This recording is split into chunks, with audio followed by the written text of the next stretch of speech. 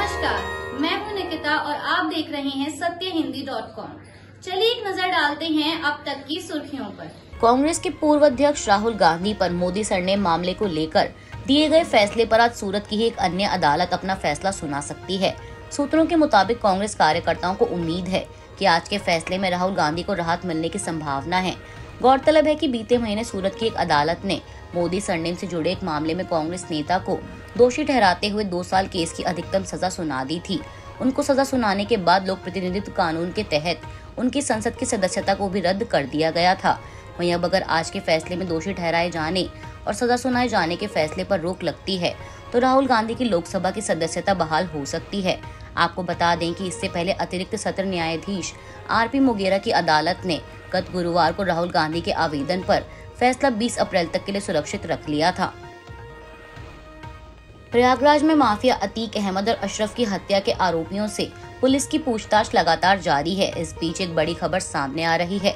सूत्रों के मुताबिक पुलिस कस्टडी में शूटर सनी ने कबूल किया है कि इन तीनों आरोपियों को दिल्ली के जितेंद्र गोगी गिरोह के संपर्क से हथियार मिले थे। कानपुर का बाबर भी इसी गैंग से जुड़ा था। बाबर के जरिए ही ये लोग गोगी गैंग के संपर्क में आए थे। हालांकि पुलिस सूत्रों का ये भी कहना है कि लगातार बयान बदल रहे हैं और इस वजह से उत्तर प्रदेश पुलिस इन लोगों के दावों को क्रॉस वेरीफाई भी कर रही है। आपको बता दें कि जितेंद्र हमेशा से लॉरेंस बिश्नोई का बेहद खास था। वहीं इससे पहले पुलिस के सामने इन लोगों ने यह भी कबूला था कि तीनों लॉरेंस बिश्नोई के जैसा बनना चाहते थे। कर्नाटक में अगले महीने 10 तारीख को होने वाले विधानसभा चुनाव को लेकर राजनीतिक पार्टियां चुनाव प्रचार और तमाम तैयारियों में जुटी हैं। इसी कड़ी में भाजपा के बाद कांग्रेस ने भी अपने उम्मीदवारों की छठी और आखिरी लिस्ट जारी कर दी है। बता दें कि कांग्रेस की इस छठी लिस्ट में रायचूर, सीवी रमन नगर एससी, सिडला घाटा, अरकलगुड़ और मंगलौर सिटी नॉर्थ विधानसभा सीट के लिए उम्मीदवारों के नाम की घोषणा की गई है। आपको बता दें कि कर्नाटक की 224 विधानसभा सीटों के लिए 10 मई को मतदान होगा और मतगणना 13 मई को की जाएगी। दक्षिण बेंगलुरु के सांसद तेजस्वी सूर्या का नाम कर्नाटक विधानसभा चुनाव 2023 में बीजेपी के स्टार प्रचारकों की लिस्ट में शामिल नहीं किया गया है। बता दें कि तेजस्वी आरएसएस के स्वयं सेवक और बीजेपी के युवा मोर्चा अध्यक्ष हैं। वहीं अब ऐसे में उन्हें भाजपा के स्टार प्रचारकों की लिस्ट में शामिल न करने को लेकर कांग्रेस पार्टी ने तंज कसा है। कांग्रेस ने तेजस्वी को नफरती चिंटू करार देते हुए कहा कि उनके राज्य में भी किसी को उनकी परवाह नहीं है और उनके लिए ऊंचे घोड़ों से नीचे उतरने का समय आ गया है। आपको बता दें कि इस बार भाजपा के स्टार प्रचारकों की लिस्ट में पीएम मोदी, जेपी नड्डा, राजनाथ सिंह, अमित शाह, नितिन गडकरी, हेमंत बिस्वा शर्मा, देवेंद्र फडणवीस, स्मृति ईरानी, निर्मला सीतारमण का नाम शामिल है।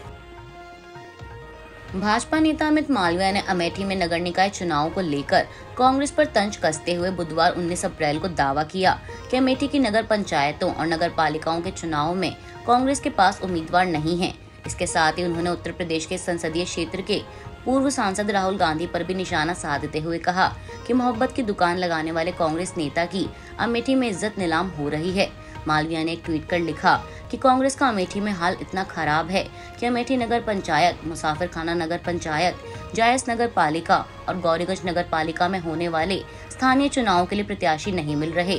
बीजेपी नेता ने तंज कसते हुए आगे कहा कि मोहब्बत की दुकान लगाने वाले राहुल गांधी, कर्नाटक छोड़िए, अमेठी में आपकी इज्जत नीलाम हो रही है।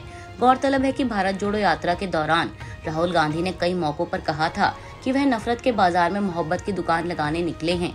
आपको बता दें कि यूपी में निकाय चुनाव के दूसरे चरण में अमेठी जिले में 11 मई को मतदान होगा और 13 मई को वोटों की गिनती होगी। केंद्रीय गृह मंत्री अमित शाह ने बुधवार को कहा कि नारकोटिक्स कंट्रोल ब्यूरो को उपभोक्ताओं को टारगेट करने की बजाय मादक पदार्थों के तस्करों और कार्टेल पर नकेल कसने पर ध्यान देना चाहिए। राज्यों और केंद्र शासित प्रदेशों की एंटी नारकोटिक्स टास्क फोर्स के एक सम्मेलन को संबोधित करते हुए केंद्रीय मंत्री ने कहा कि नशा करने वाले पीड़ित होते हैं जिन्हें पुनर्वास की आवश्यकता होती है, अपराधीकरण की आवश्यकता नहीं होती।